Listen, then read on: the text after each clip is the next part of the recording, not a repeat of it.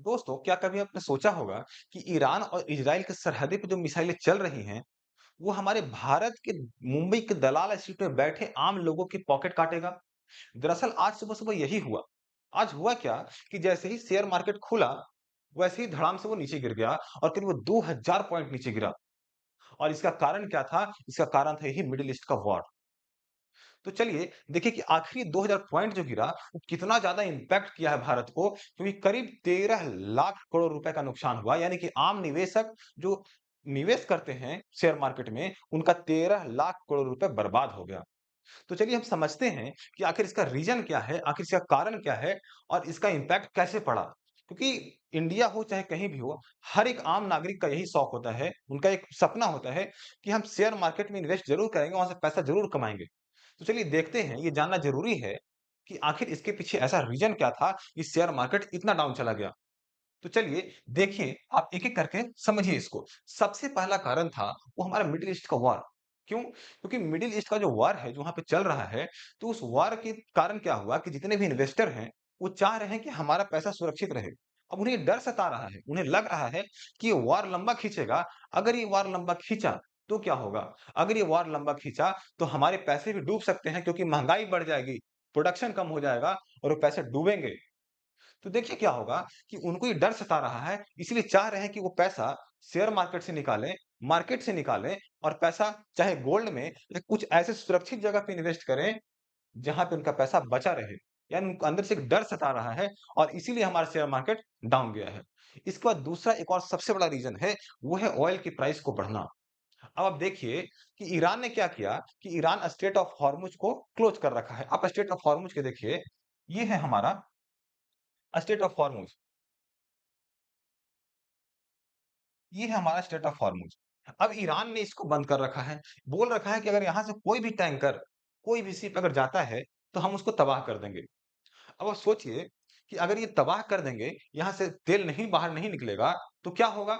अब इंडिया जो है, वो 80 टू 85% ऑयल के लिए, क्रूड ऑयल के लिए दूसरे पर डिपेंडेंट है और उसमें से भी करीब 40% या 45% जो ऑयल है, वो इसी रास्ते से होकर आता है और अगर ये रास्ता ही बंद है, तो क्या होगा? तेल का प्राइस बढ़ेगा और तेल का प्राइस करीब 100 से $101 पर बैरल बढ़ गया है। तो देखिए, ये तो एक रीज़न हुआ यहाँ पर। इसके बाद तीसरा रीज़न क्या है? हमने क्या देखा? हमने दू एक रीज़न देखा कि वहाँ पे वॉर हो रहा है, लोग अपना पैसा सुरक्षित रखना चाह रहे हैं। दूसरा रीज़न कि ऑयल की प्राइस बढ़ रही है, तो क्या होगा? कीमत भी बढ़ेगी। अब तीसरा एक और रीज़न है, वो रीज़न है एफआईआई इन्वेस्टर। एफआईआई का मतलब होता है फॉरेन इंस्टीट्यूशनल इन्वेस्टर, यानी वैसे इन्वेस्टर जो विदेशी होते हैं, किसी दूसरे देश के होते हैं, वो हमारे देश में आके इन्वेस्ट करते हैं। क्यों इन्वेस्ट करते हैं? ताकि हमारी कंपनी में इन्वेस्ट करें और इन्वेस्ट करके वहाँ से वो कमा सकें। अब जब उन्हें लग रहा है, एफआईआई इन्वेस्टर को भी लग रहा है कि वर्ल्ड का कंडीशन खराब होने जा रहा है, तो उन्हें लग रहा है कि अगर वर्ल्ड का कंडीशन खराब होगा, तो हमारे पैसे भी डूब जाएँगे।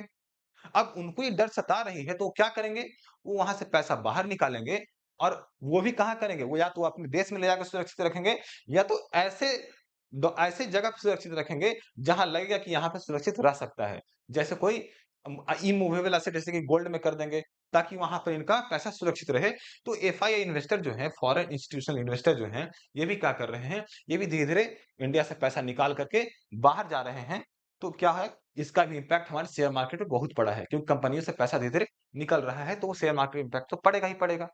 इसके साथ चौथा एक और कारण है, चौथा कारण है कि सिर्फ हमारी शेयर मार्केट नहीं, बल्कि वर्ल्ड के बड़े-बड़े शेयर मार्केट, जैसे कि नॉस्डैक है, जैसे निक्की है, ये सब भी गिरने लगे हैं। क्योंकि एक वॉर का इम्पैक्ट, चाहे अमेरिका उसमें शामिल हो, चाहे इज़राइल शामिल हो, ईरान शामिल हो, ये चाहे क्रूड ऑयल का प्राइस बढ़ रहा हो, ये पूरे वर्ल्ड को इम्पैक्ट कर रहा है। तो वर्ल्ड के जितने भी बड़े-बड़े शेयर मार्केट हैं, वो भी डाउन जा रहे हैं। तो जब ये डाउन जाएँगे, तो क्या होगा कि हमारी शेयर मार्केट भी इंटरलिंक है, तो वो भी क्या करेगा, वो भी धीरे-धीरे गिरेगा और आज सुबह-सुबह यही हुआ है, करीब हमारा शेयर मार्केट क्या सेंसेक्स कितना करीब 2000 नीचे गिरा है और 2000 नीचे गिरने के कारण क्या हुआ है कि आम निवेशक करीब 13 लाख करोड़ रुपए बर्बाद हो गए। तो सोचिए कैसे एक जगह का युद्ध कैसे पूरे वर्ल्ड पर प्रभावित हो रहा है और कैसे पूरे वर्ल्ड को अपने कब्जे में ले रहा है।